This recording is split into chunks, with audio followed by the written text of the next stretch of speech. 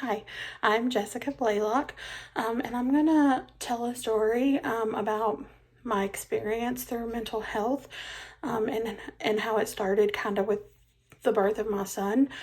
So it started in about July of 2013, when my son was born. I had always kind of had anxiety, but after I had him, I started experiencing some postpartum things that were not normal, and ultimately I felt like a horrible mom, and I didn't want to tell anybody about it. Um, so, at my 6 week checkup, my husband went with me, and we talked with the doctor.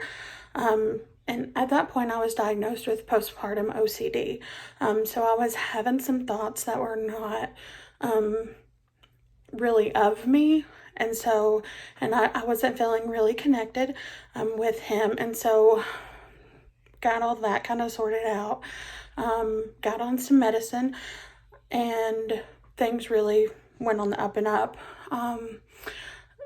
However, after that, a few years went by and I was really good. I didn't have any issues, and medicine was controlling my problems a lot. However, we took a move to Knoxville, and relocating kind of threw me for a loop. And so that's kind of more so when my mental health journey started. So when we moved, it kind of threw everything for a whirl in my brain. So upon moving, I just had like horrible reoccurring OCD, anxiety. I was constantly having panic attacks. And so I ended up having to seek a counselor, and turns out that I had a whole host of things throughout my life that really contributed to all of this. It just kind of started manifesting postpartum, and I did not know that that was a thing. It just kind of made it pop up.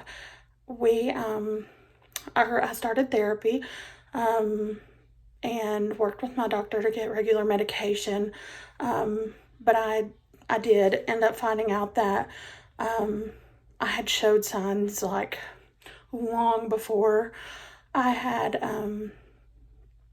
ever even thought about having anything wrong, such as repeating certain things like a certain amount of times or counting to a certain number. So I did that whenever I was like 6, 7, 8 years old. So in therapy, I recognized all of that. I continued in therapy for about 4 years, and I was actually diagnosed with obviously the OCD, a panic attack disorder, generalized anxiety disorder, and also identified that I had PTSD. I was in a very high-strung religion whenever I was younger, and so I have what is classified as post-traumatic religious disorder, and so that's been a really big struggle. So kind of leads us in to like current day. We've moved back home closer to family in Crossville. I'm still in therapy, so I've been in therapy for about 7 years, and it's my safe place. So I'd recommend it to anybody. And, but I still have like complications with OCD, particularly obsessive thoughts about like religious stuff, because that's kind of what my OCD has latched onto at the moment. So, but my therapist is wonderful. I've found the right medicine to help.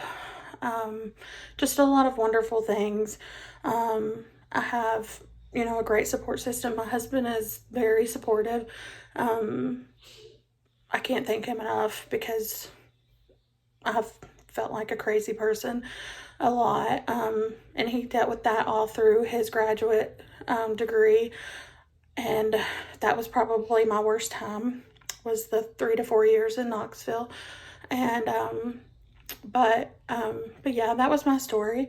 I'm kind of touching base with my mental health, and it's an extremely important thing to me, just because I've experienced so much, and like I feel like no one should ever be ashamed of it. So, but yeah, always reach out if you need help, and I'm always here to talk to anybody about anything. I'm very supportive and will always lend an ear, and will never judge anybody. But I appreciate you all listening to my story. Thank you.